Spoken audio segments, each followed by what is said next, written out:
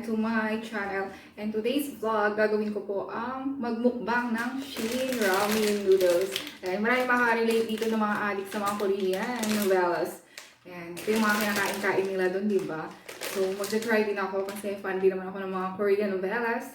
And now, with a twist, kalagyan ko po siya ng egg and on top, onion leaves po.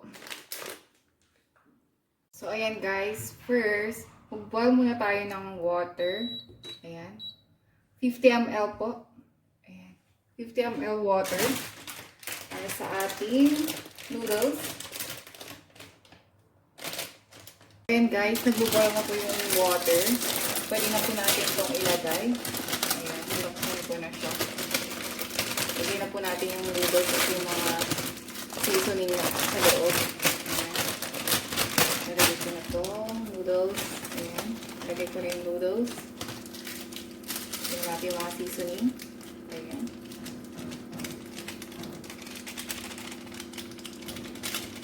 Ayan, yung seasoning. Ayan. Lutuin po natin siya ng about 5 minutes. Ayan. Nilagay ko na po lahat ng sangkap. Magbabati po ako ng egg. After ko ma-stir, yan, stir ko po muna, tapos lagay ko yung egg para yung timpla mapunta doon. Ayan. Stir lang natin. Manghang talaga to guys. Love na love ko kasi yung spicy foods. Ayan. Stir lang, stir. 5 minutes guys, orasan natin. Ayan. So, magpabati lang ako ng itlog. Yun yung bubble. Dalawang ilalagay ko guys. Ayan.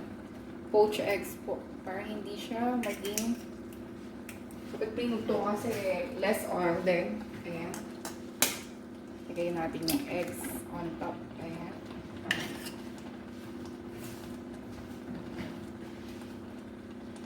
Antayin lang natin siyang maluto for 5 minutes.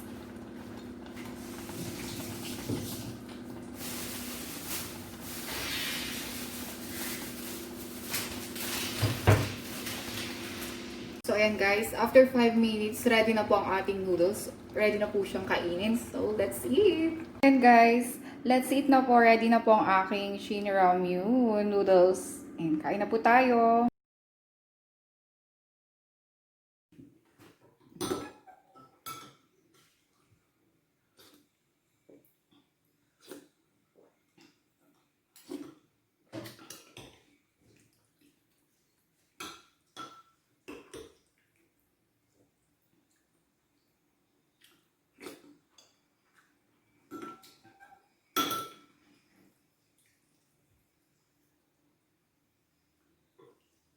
Lakas mga Korean, no?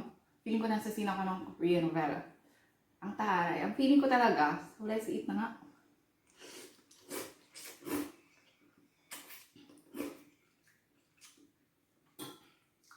Wala akong hugot eh.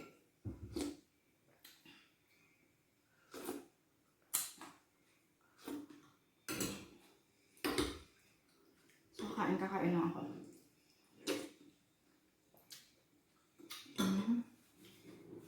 Nasa ako ng pawis. Kasi mainit kapag kakain mo itong manghang.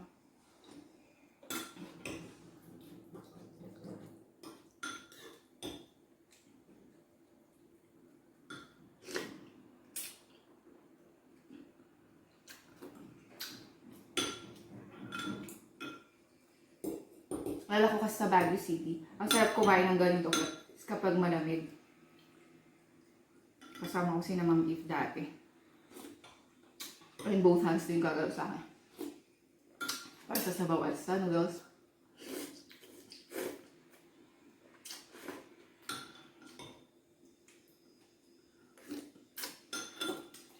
Diba yung sarap. Hindi ko kasi may setup. Hindi ko kinuha yung mas malaki na tripod. Kaya pinatong-patong ko yung maliit na tripod. Hindi ako nakikita ng buo.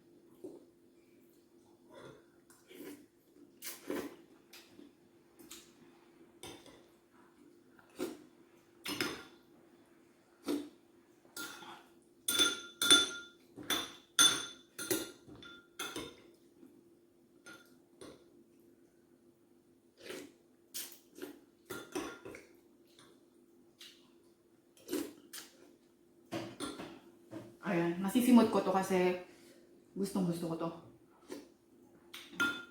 Sabi niyo, ang takot-takot ni Annabelle, no? I mean, ni Cupella. Sabi ko yung totoong pangalan dito.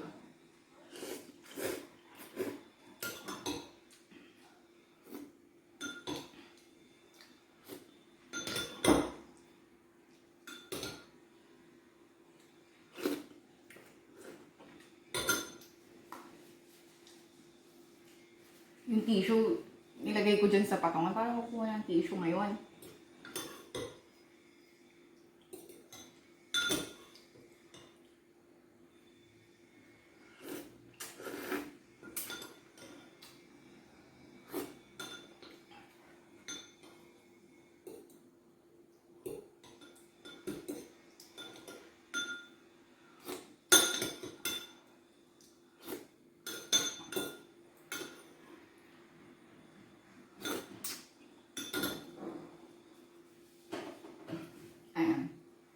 Sa mga addict dyan na pinsan ko sa Korean novelas, sa friends ko, Ate Mabel at Roxanne. Ayan, nagko-Korean Shin Ramyun ako ngayon. At sa ate ko din, super addict din sa Korean. Ayan. You must try this. Ayan, pinagpapawisan ako ng bogang init kasi. Habang kumakain ako ng spicy noodles, ewan ko ba kung bakit ako nag-ramyun ngayon yung init-init.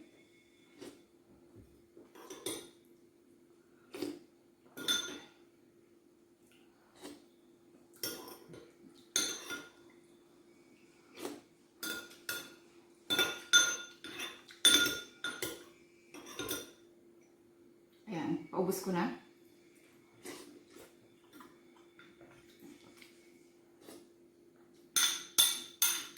Ayan. Sisimot ko siya para wala siyang maiwan.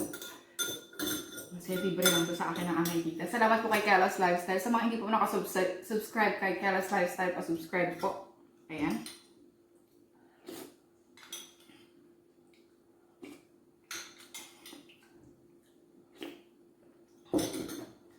Napit ko na maubos. Ubos na siya. Ayan. Higupin ko na lang. So, ayan guys. Ubos ko na. Clear na. Ayan. Try Shin Ramyun guys. Absolutely. Sa mga addict sa spicy foods. Napakasarap. And affordable rather. Affordable lang po ito. Sa halagang 1 euro dito, parang 60 pesos. Mas mura po yan. Mas puras po sa Pinas to. Okay? Bye everyone. Sana nag-enjoy kayo sa aking vlog today. God bless everyone.